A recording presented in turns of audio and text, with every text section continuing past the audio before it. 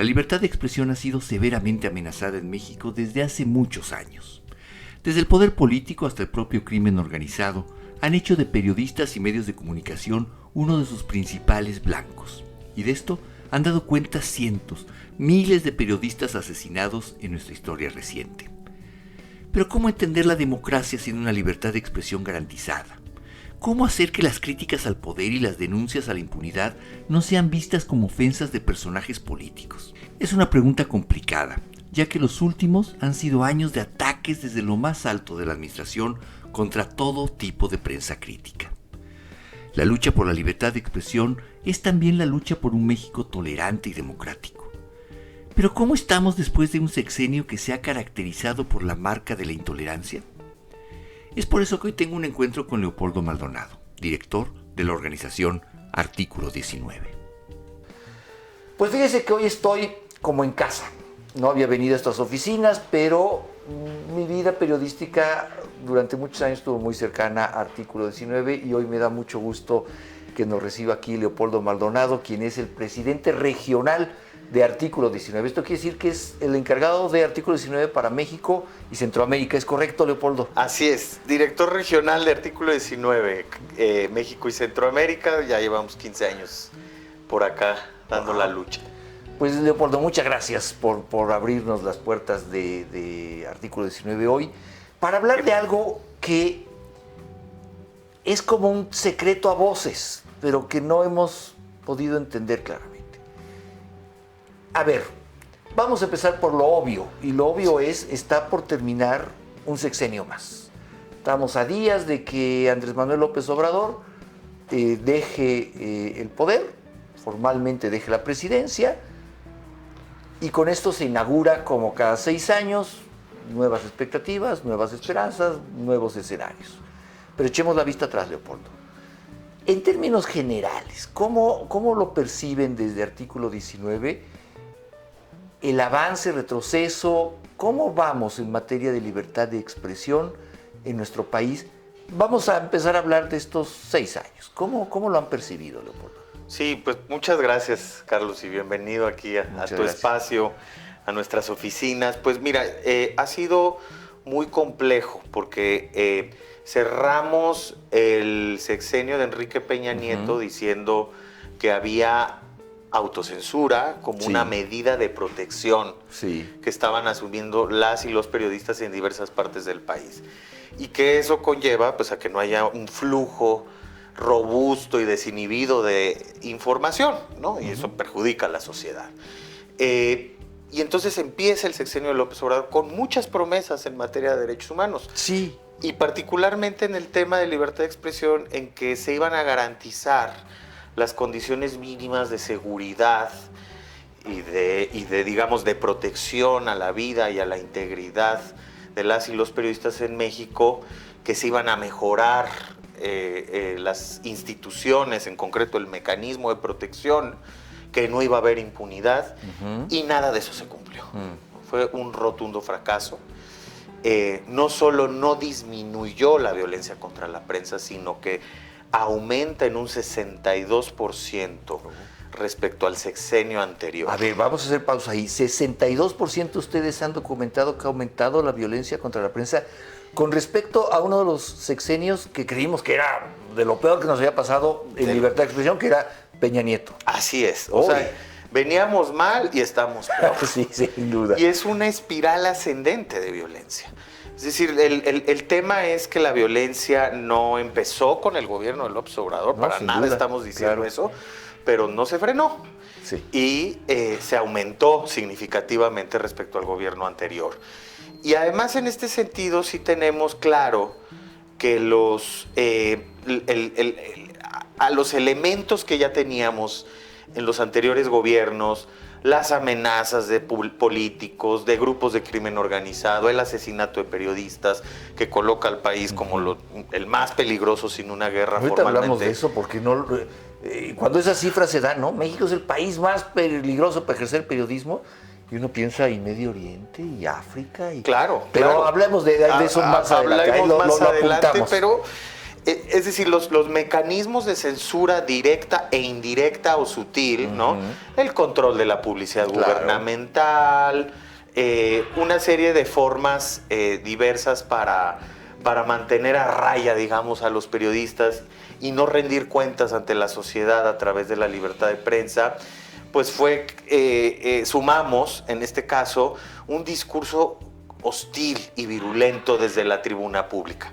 Hablamos de el ambiente que se ha vivido, no se ha frenado en este sexenio. No se ha frenado. Si bien tiene razón Leopoldo, este no es un fenómeno que se inventó estos 6 años. Así es. Pero no se frenó y se acrecentó, ¿no? Se acrecentó, le sumamos a la violencia física y psicológica, le sumamos a la discrecionalidad en la asignación de la publicidad oficial como una forma de condicionar líneas editoriales, a las presiones políticas a los medios corporativos. Hay que sumarle, digamos, un piso más de censura y de amedrentamiento, que es un discurso hostil desde la tribuna pública. Claro. Que empieza, por supuesto, con la tribuna del Ejecutivo Federal, en las famosas mañaneras, y se replica, se reproduce en diversas tribunas, incluso de gobiernos locales de oposición. Es decir, toda la clase política dice, si así es allá, acá podemos hacer lo mismo. Claro. Y funciona, porque la o el periodista receptor de ese mensaje ya sabe a lo que se atiene, ¿no? Es decir, que esto pueda escalar, que esto pueda pasar de lo verbal a lo físico, y que en México matan a la prensa, que no es broma, ¿no? Sí, entonces, evidentemente esta situación pues viene a sumar mecanismos de censura, no a desmantelar los que ya había. Claro, viene que era a la sumar, promesa inicial. Porque además, fíjate, Leopoldo, cuando empieza este gobierno, hay que recordarlo. ¿Qué fue de lo primero que dijo López Obrador? Va a haber absoluta libertad de expresión, no se va a perseguir a ningún periodista, los medios van a poder... Bueno, eso suena muy bien, pero también empezamos viendo, por ejemplo, el despido de comunicadores importantes de cadenas de televisión importantes, que bueno, si bien nadie nos ha dicho que es presión de Palacio Nacional, es como un secreto a voces, ¿no? Pero además tenemos un fenómeno especial en este contexto, Leopoldo, que es que el presidente se volvió, yo creo que sobre todas sus funciones, se volvió el gran comunicador del gobierno. O sea, antes las áreas de comunicación social, algún evento de presidencia en el que tenías que estar atento como periodista al discurso, en qué momento soltaba lo que llamamos en el argot del bite, ¿no? Como el pedacito que era el que importante transmitir. Pero tenemos frente a este hostigamiento a los medios a un presidente de la República venido a comunicador 3 horas al día con una enorme plataforma, y desde ahí hemos visto cómo se ha venido también acrecentando, porque él con una tribuna moral dice este medio es bueno y este es malo, este periodista es pésimo, le pagan no sé quién, y entonces... Y exhibe cuánto le pagan, y dónde vive. Hasta dónde vive, sus números de cuentas, si pagó o no impuestos, ¿no? Ahora, a mí me gustaría también que nos platicaras, Leopoldo, cómo esto tiene que ver con la democracia, porque hay que explicarle a la gente, creo yo, algo que parece muy obvio, pero, a ver, no hay democracia sin libertad de expresión, no hay una democracia sólida sin una prensa fuerte. Y en ese sentido, ¿qué significa 6 años de un ataque sistemático a la libertad de expresión?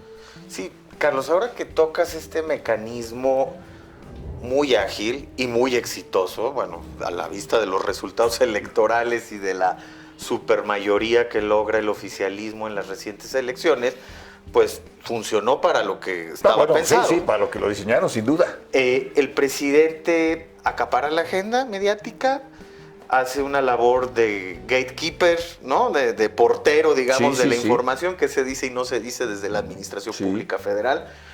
Toda la vocería centrada en él, y además hace una función de posicionamiento de agenda, ¿no? ¿Qué van a decir los medios? En fin, ¿no? Porque es la figura del presidente. Pero en ese mecanismo hay una serie de distorsiones en este contexto de democracia. Uno es la desinformación, ¿no? Claro, porque tienes un solo emisor, no tienes. Y además que no dice, o dice verdades a medias, o mentiras completas. Exacto, ¿no? Dice lo que quiere decir. Sí, nada nosotros más. hicimos un ejercicio bien interesante hace un año. Se publicó hace un año, pero tardamos 2 en armarlo, en donde, fíjate, solamente 34 declaraciones del presidente. Hacemos la solicitud de información a la secretaría respectiva. Si era un tema de salud, a la de salud. Si era un tema de vacunas, a COFEPRIS, etcétera, etcétera.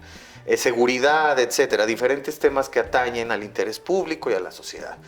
Y de repente decían, esto dijo el presidente, vamos a pedir la información, el sustento documental.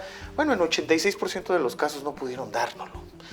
Es decir, no estamos calificando de verdad o mentira con base en información publicada por otros medios o incluso por el mismo gobierno, sino por el sustento documental dentro de las mismas oficinas de gobierno, no daba para los dichos del presidente. A lo que hay que sumar a esa desinformación, el ataque, la estigmatización. Y además de eso, el presidente era una especie, o es una especie de maestro de ceremonias, de esto que llamamos ataques coordinados en redes sociales. Si él decía, Carlos no es periodista, es un sicario del periodismo conservador. Venía toda una andanada de ataques de lo que son estos milicias digitales o mercenarios digitales, generando un efecto de avasallamiento y de inhibición, ¿no? Y esto en términos democráticos y del derecho a la libertad de expresión tiene muchas preocupaciones. Uno es que desde el poder público no se vale desinformar. Tenemos derecho a que desde el poder público nos den información objetiva y veraz. Y tampoco se vale estigmatizar y en algunos casos incluso violentar la presunción de inocencia. Porque para eso hay procesos, pero además el efecto en cascada que esto tiene, no solo los ataques digitales, que era lo que nos salía más baratos a quienes éramos señalados en la mañanera, como artículo 19, por ejemplo, fue señalado varias veces, sino en términos de la permisividad que se le da a terceros, ajenos a esa, digamos, confrontación del presidente, pero afines a su partido y a su ideología, a agredir. Claro. ¿No? Se generaba un efecto cascada. Claro. Ahora sí que río revuelto, ganancia de pescadores. Entonces, si había un político, incluso de oposición, que tenía cuentas pendientes con un periodista, pues decía, pues aquí los periodistas no gozan de ningún prestigio, tienen mala reputación, ya señaló el presidente, ya dijo, ¡pum! ¿No? Y ese efecto cascada, ese efecto de permisividad, es el que nosotros ubicamos muy claramente a partir de este discurso. Y nosotros hicimos un conteo en el canal. Nosotros contamos, igual nos faltan, pero lo que pudimos contar son 22 estados de la República cuyos gobernadores tienen una mañanera. Un poco esto que tú dices, ¿no? O sea, a ver, pues si la cabeza lo puede y de ahí parte el juego y yo puedo condenar o a veces dar palmaditas. Tenemos 22 estados que han repetido con sus gobernadores el ejercicio de la mañanera. Incluso unos más flojos, ¿no? Su mañanera es como a las 11 de la mañana. No es tan temprano. O su semanera, no eran unos. Incluso. Bueno, hay otros que tienen una semanera, pero nosotros solo contamos los que tienen mañanera. Es decir, una presencia diaria de la cabeza del Estado, de la entidad, hablando sobre lo que es y no es la prensa. En ese sentido, Leopoldo, hay que hablar también de lo que significa para este país la figura presidencial, claro, que tendría que ser ejemplar en muchas cosas, ¿no? Pero también hay que hablar de lo que significa la otra parte de la violencia contra la prensa. Y déjame darle un giro a esto, porque creo, como tú bien dices, que hay como un nado sincronizado, para tomar las propias palabras de las mañaneras. En este sentido, durante 6 años hemos escuchado la otra parte, o cómo se alienta la otra parte de la violencia contra la prensa. ¿Qué pasa cuando un presidente, un gobernador, sale con todo descaro a señalar a la prensa que no le es favorable y la señala de muchas cosas?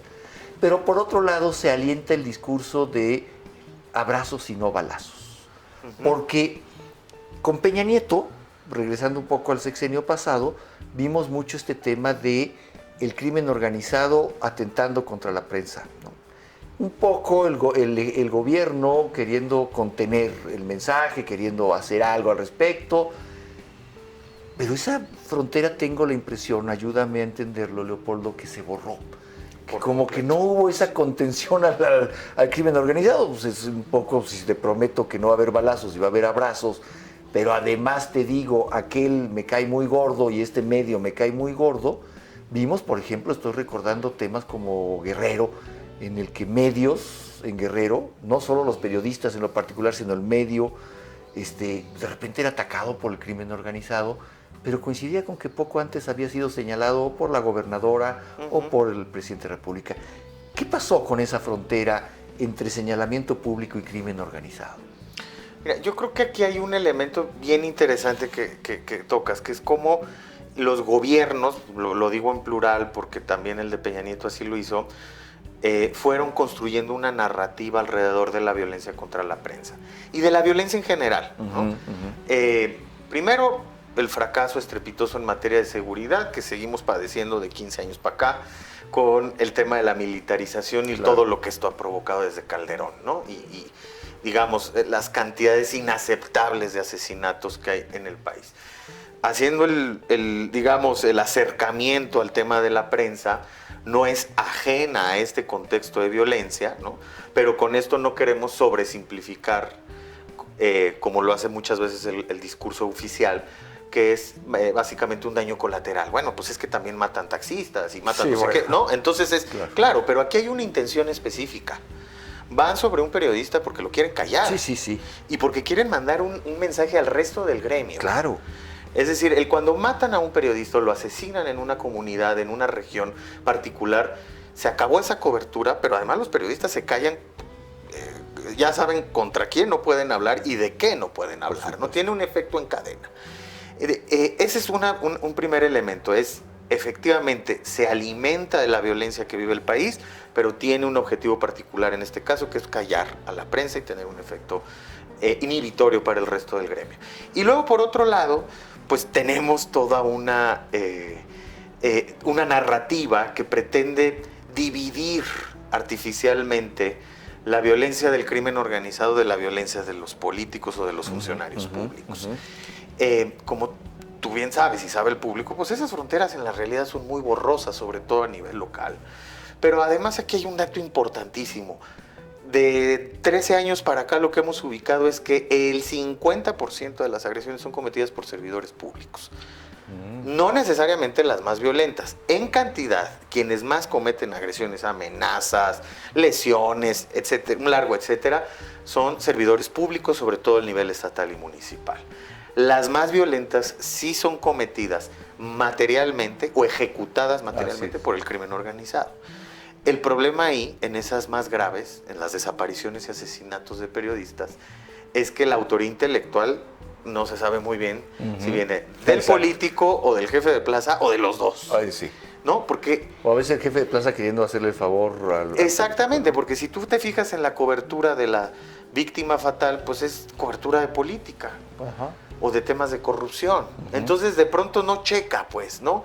Pero como no tenemos investigaciones diligentes, profesionales, objetivas por parte de las fiscalías, nunca vamos a llegar a conocer la verdad.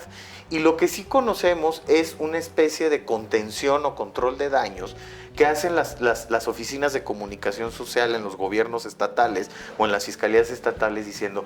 No, pues es que tenía un amante, no, pues es que crimen pasional. ¿En qué andaría metido? ¿En qué andaría? ¿No? Y consumía no sé qué, y se metía a no sé dónde. A sacar todo este tema de la vida personal para estigmatizar a la víctima, que ya no se puede defender. Sí. Y tratando de justificar un poco el crimen y obviamente desalentando la línea de investigación que tiene que ver con el trabajo periodístico de la víctima, que según los estándares internacionales tiene que ser la primera línea de investigación en un país como México cuando matan a un periodista.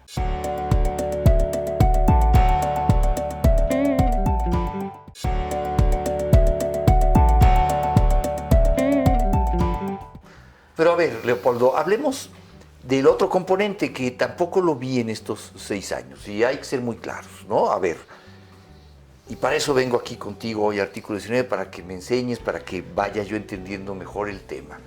Yo recuerdo, en otras administraciones, volvamos al caso de Peña Nieto, asesinaban a un periodista en Sinaloa, ¿no? Recuerdo mucho ese caso de un periodista asesinado en Sinaloa. De Javier Valdés. De Javier Valdés, exactamente.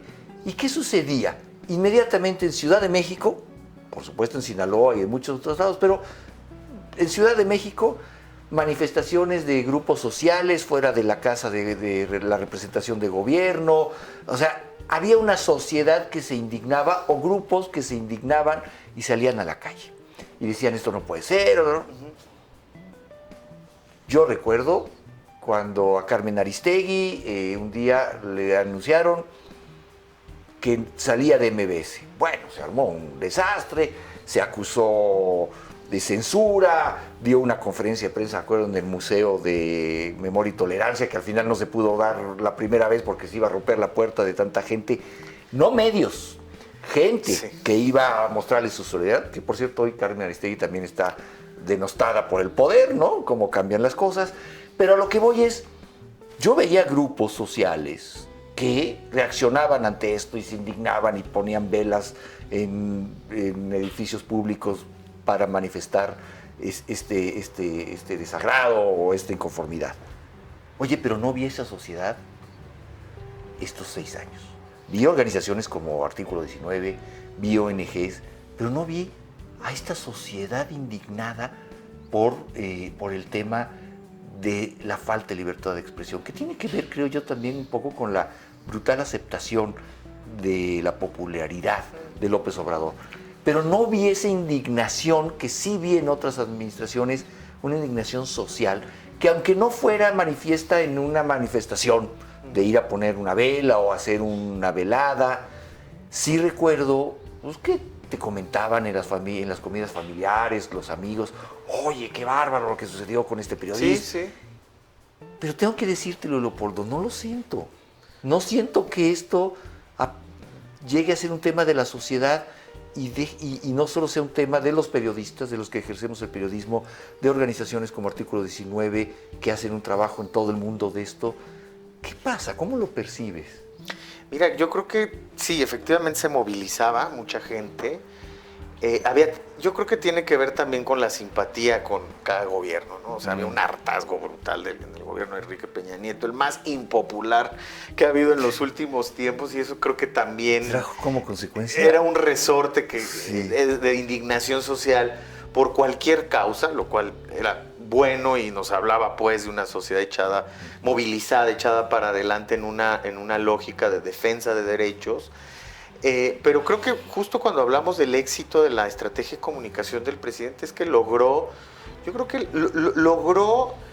incidir en el ánimo de la gente en términos de acabar con la reputación de la prensa, de colocarla como enemiga, ¿no? O sea, un presidente que no solamente es jefe de Estado y que tiene una serie de responsabilidades por lo que dice, es decir, no puede salir a decir cualquier cosa como hoy lo hace, sino que tiene una, en términos de estándares de derechos humanos, sí tiene una responsabilidad por lo que dice, sino es un presidente muy popular. Y entonces esa aceptación social pues se traduce también en cierta antipatía hacia ciertos sujetos que todos los días eran señalados como enemigos, adversarios, dice él, pero pues el trato era de enemigo, enemigo. Claro. En este caso a la prensa, ¿no? Entonces, el ejercicio crítico del periodismo, déjate el nombre, periodistas con nombre y apellido o medios de comunicación en concreto, sino el periodismo en sí, como él lo dijo muy claramente en una de las mañaneras de los primeros años, recuerdo a Arturo Rodríguez de Proceso, le dijo, y eso marcó una pauta muy clara, y es, los periodistas tienen que estar a favor de la transformación, o sea, a favor del gobierno, o sea, a favor de mío, sí, claro. Y era como, no, señor presidente, ese no es la labor del periodismo. No, es que sí, esa es la labor del periodismo. Estar con el pueblo o estar en contra de él. Porque si son independientes del pueblo. Y entonces, yo creo que esa narrativa sí permeó. sí hubo movilización, sí hubo periodistas solidarios afuera de la FGR, afuera de Gobernación. Seguimos protestando el fatídico 2022, que fue el año más violento en términos de asesinatos del que tengamos registro. Pero sí, efectivamente, la sociedad fue dando pasos para atrás porque ya no veía a la prensa como esa aliada, como la llegó a ver en algunos momentos con el peñanietismo. Yo creo que ahí sí incidió mucho ese discurso. Sí permeó. Sí permeó en el ánimo de la gente. Y sí hubo, yo coincido contigo, Leopoldo, y creo que hubo al final también un desencanto de la prensa. Porque ahora hablemos de los medios. Sí. Es decir, a ver, vamos a poner las cosas en su justa dimensión.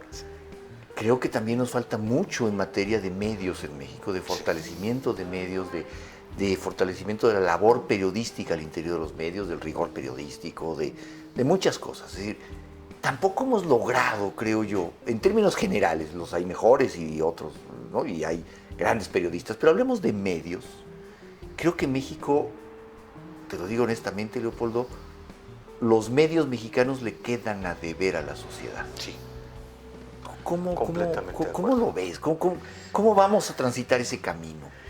Híjole, estamos entrando en un tema importantísimo porque a nosotros nos critican mucho por no defender a la sociedad de los malos medios. Y digo, bueno, en fin, a ver, yo creo que hay un elemento, lo mencionaba al principio, que es el nido de la víbora en materia de censura en México, la publicidad oficial. No le echo la culpa a todo eso, pero hay un elemento estructural de muchas cosas, sí. Importante, que es, básicamente, luego cuando se lo explicamos a personas de otros países, es como el gobierno le da dinero a los periodistas, a los medios, sí, paga publicidad, que en principio no está mal, pero el problema es que se ha tergiversado. Creo que no sería lo ideal, ¿no? No sería lo ideal, pero hoy hay una dependencia de hasta del 80% de algunos medios, claro, de sus recursos públicos. Y durante mucho tiempo fue del 100%. Y fue del 100%. Entonces los medios están en la prehistoria en materia de financiamiento en México,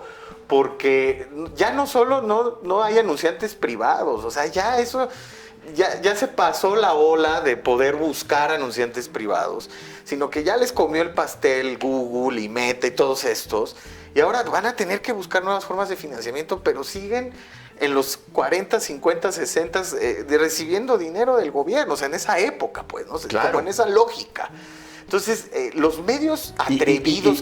Perdón, Leopoldo, y como dice el clásico en el poder en México, no pago para que me golpeen. No pago para que me peguen, lo dijo José López Portillo en 1982, a propósito de Proceso, que era una revista nueva en aquel entonces, bueno, llevaba ya 6 años, y justo en ese momento, a ver, nosotros tenemos una línea muy clara junto con nuestros amigos de Fundar Centro de Análisis, y es...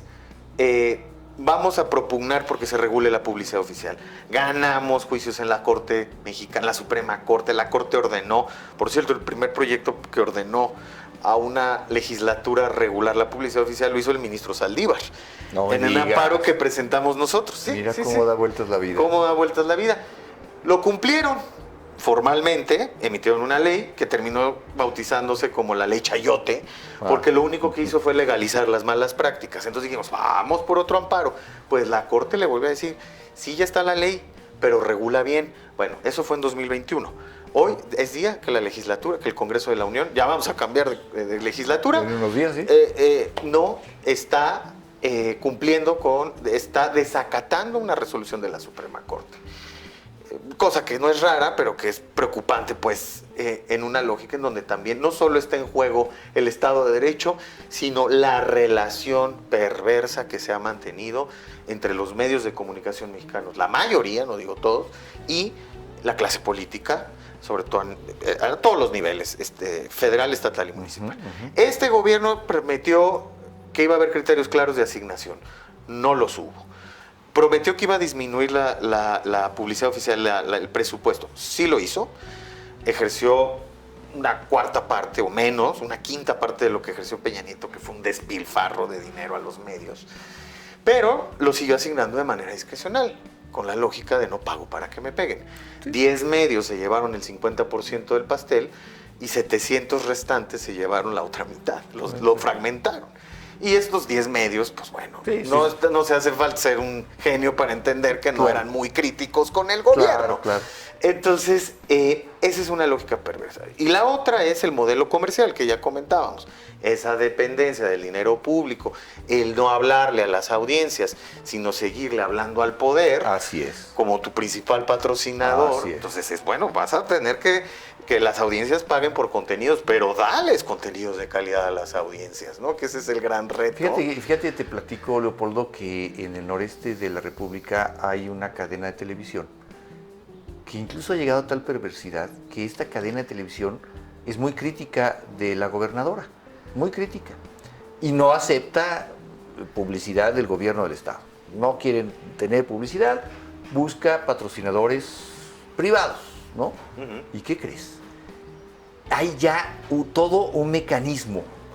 Cada vez que llega un nuevo patrocinador privado, un supermercado local, a los 2 días le cae todo el SAT local, toda la fuerza, y les dejan muy en claro, pues deje de patrocinar el canal, y se acaban las auditorías. Ahí está. O sea, hasta ese punto hemos llegado. Fíjate. Sí.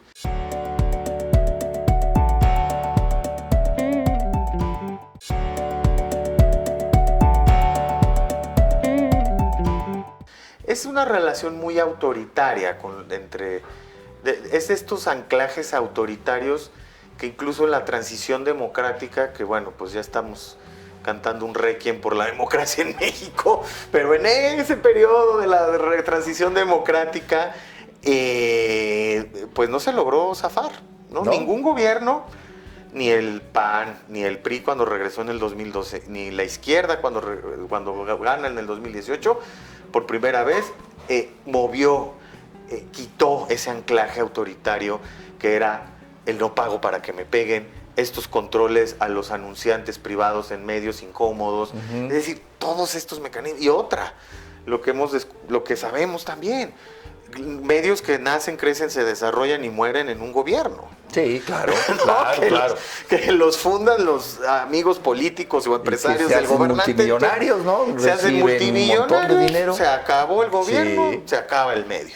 Entonces, existe todavía eso en pleno siglo XXI en México y por supuesto, pues ese caldo de cultivo, ese terreno fértil para las críticas del presidente, pues fue aprovechado. Claro. Y ahí metió a todos en el mismo saco y no se metía con unos, no con otros, pero en su lógica de quien lo criticaba. Claro. No necesariamente quienes tenían estas malas prácticas. Claro, no hablaba de ética periodística, hablaba de quién me critica. Y otro elemento preocupante desde el discurso gubernamental, lo hemos platicado desde hace 3 años, tiene que ver con la verificación de información desde el Estado.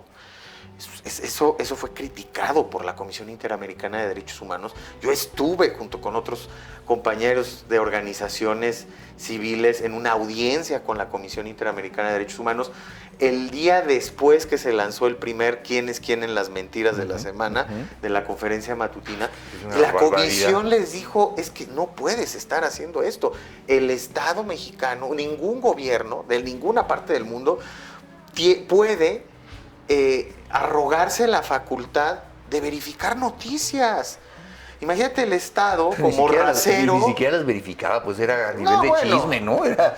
pues la fuente de contraste es siempre lo que dijo el presidente. O sea, es que el presidente ya dijo que no, eso es lo que dice. Exacto, sí. La verificadora de noticias del gobierno. Entonces dices, bueno, pues ese es el contraste. Pero a ver, Leopoldo, danos alguna esperanza.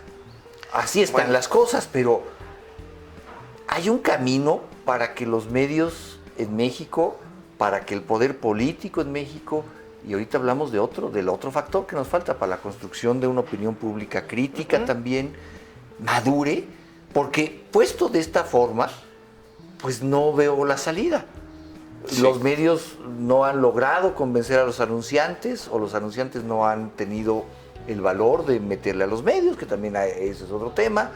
Es decir, esto es una labor de la sociedad y ahí tiene que ver mucho. Hoy tenemos un poder público que no entiende el valor de la libertad de expresión como un cimiento de la democracia.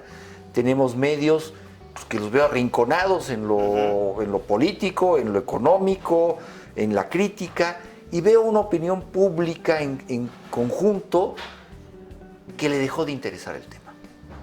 Sí. En su conjunto. Ahora, pero tú eres un experto, Leopoldo. Danos luz. ¿De qué manera vamos a construir una opinión pública a través de una prensa sólida?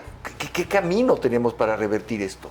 A ver, paradójicamente, cuando viene esta primavera del periodismo de investigación mexicano en los últimos años, llega un gobierno que pone en primerísimo lugar como enemiga a la prensa crítica y sí desestabiliza, ¿no? O sea, de ser un gremio antes de esa primavera acostumbrado a hablarle al poder, en su mayoría, no estoy diciendo que todos. Sí, pero generalidad. Como sí, generalidad, claro. ¿no? Como digamos un sentido común del trabajo de la prensa en México.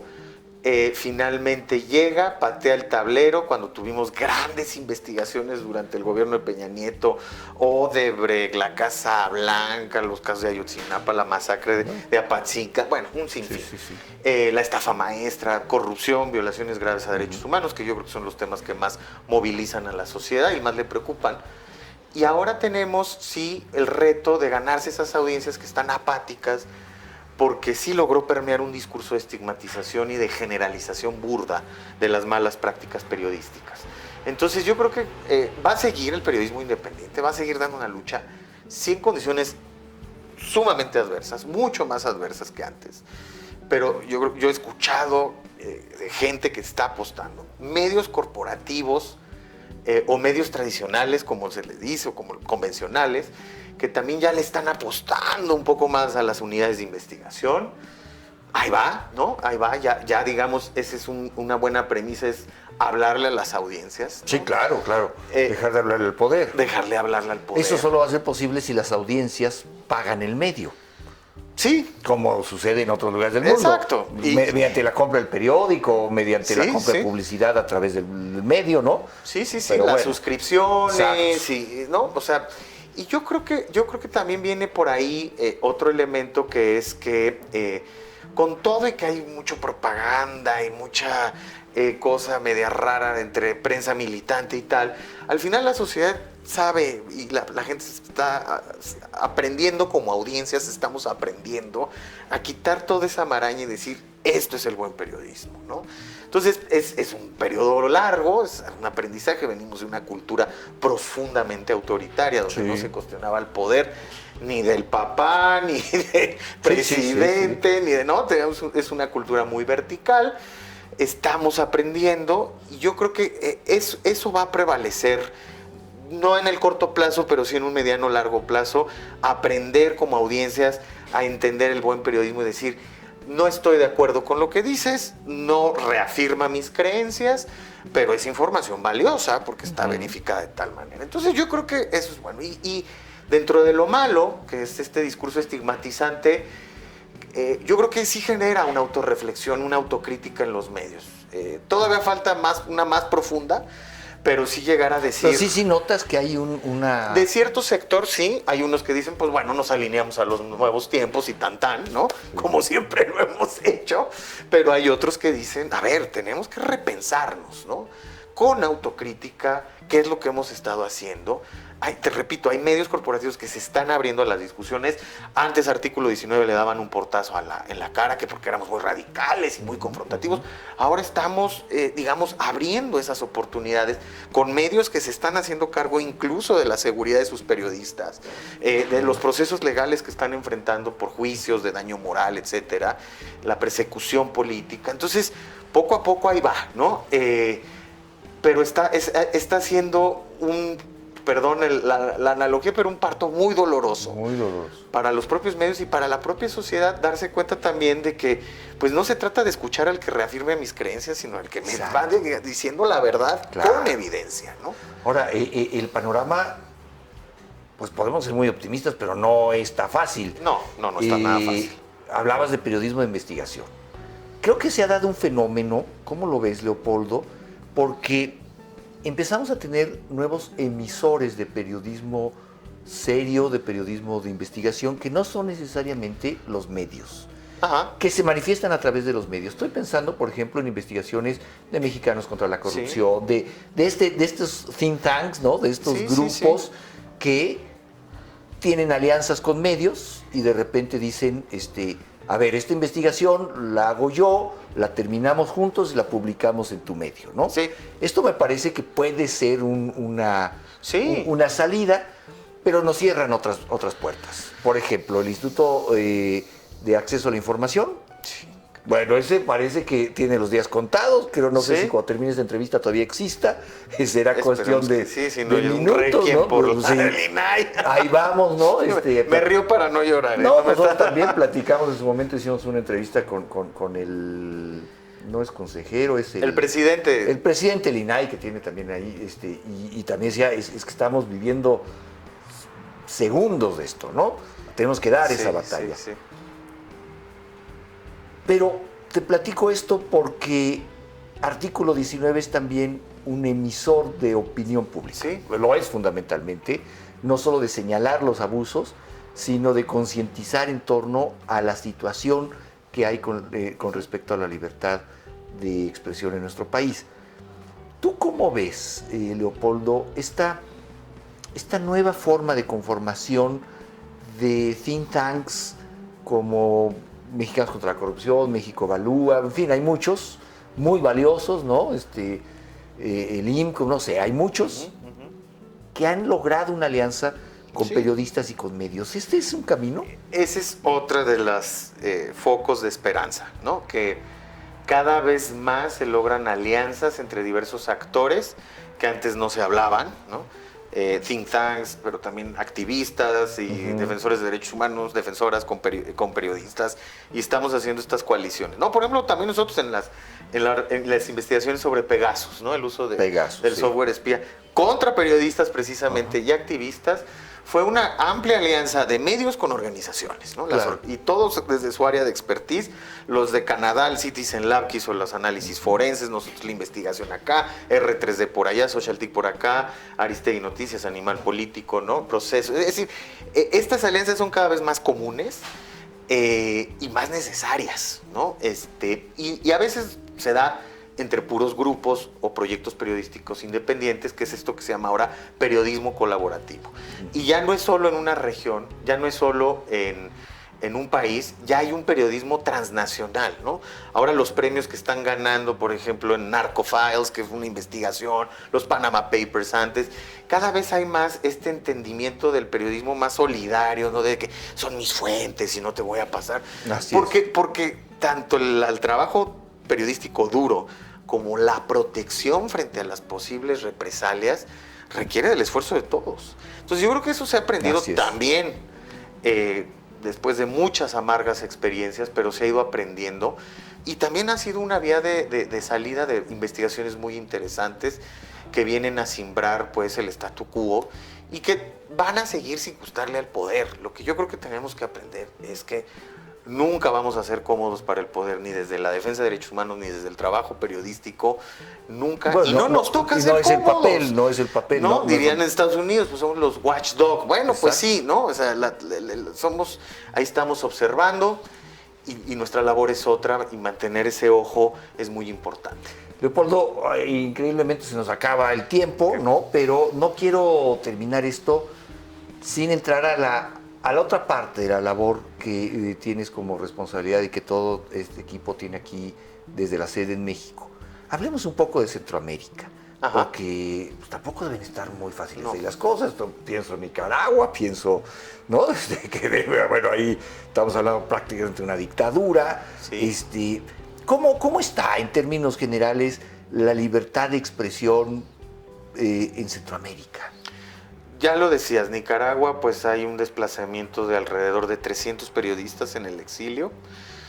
Prácticamente ya es una sociedad cerrada, con una dictadura ahí bicéfala, ¿no? Daniel Ortega, ¿no? y Rosario Murillo. Sí.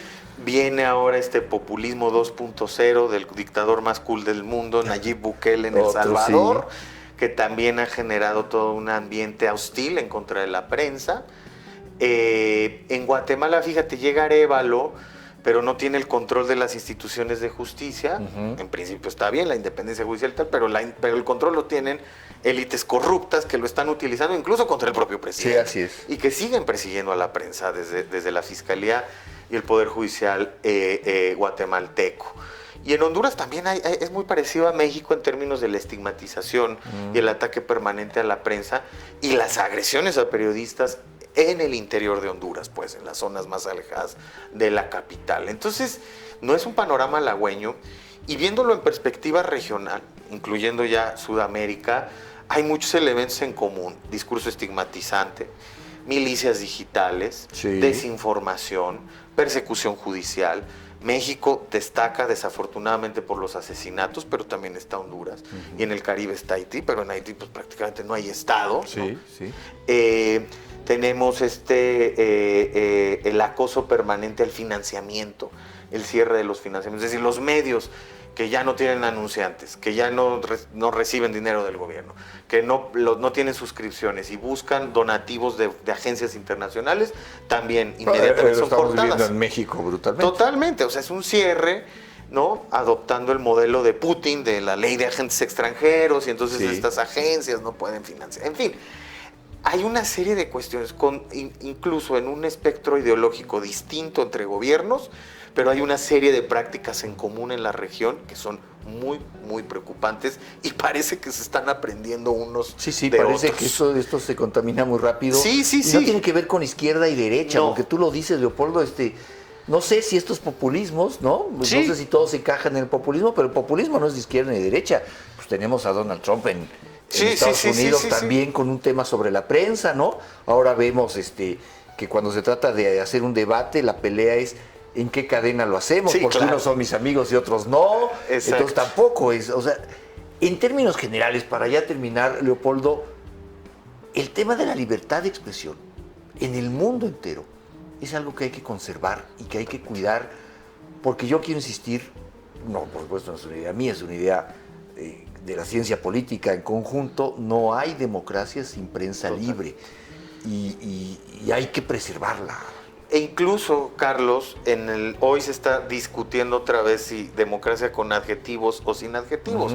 Pues en la versión más minimalista de la democracia, que es el poder elegir a tus gobernantes y que estos tengan controles, la libertad de expresión y el derecho de asociación son precondiciones. Ya no se diga en la versión más maximalista, en donde le ponemos un chorro de adjetivos a la democracia. Entonces sí, no hay democracia. Nada más la pregunta es si eso es lo que queremos. Si lo que queremos es democracia, pues entonces hay que poner las vías para la libertad de expresión. Es una pregunta peligrosa. Peligrosa. Hoy peligrosa porque pareciera que la mayoría de los mexicanos hoy lo que quieren es elegir a los jueces. Pareciera, pero yo creo que no. Yo creo que lo que no hay es una información que se haya difundido adecuadamente. Y ahí tenemos un claro ejemplo, y yo quiero platicarles que cuando empezábamos, antes de empezar esta plática con Leopoldo, me decía, oye, es muy larga la entrevista, y ya me quedó esto para la próxima plática, ¿no? Ya me quedó este tema para la próxima plática, Leopoldo.